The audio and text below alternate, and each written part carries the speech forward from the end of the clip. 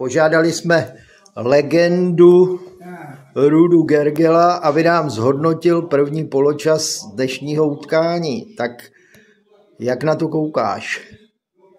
Tak je to jiný než třetí liga, zvykáme si a věříme tomu, že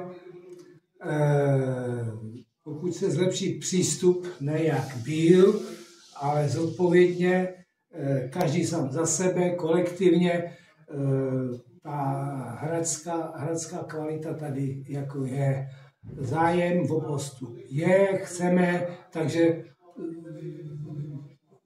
klademe si cíle, které jsou reální a mělo by to dopadnout dobře. Jasný. Já, co jsem tak viděl, tak se mně zdá, že zatím útok je lepší než obrana. Byly zápasy, 5 zápasů přáteláků nebyl gól. Pak byla Malá Boleslav, dostali jsme 5, takže každý zápas je jiný. Jasný. Ale okay, stane se to, ale já si myslím, že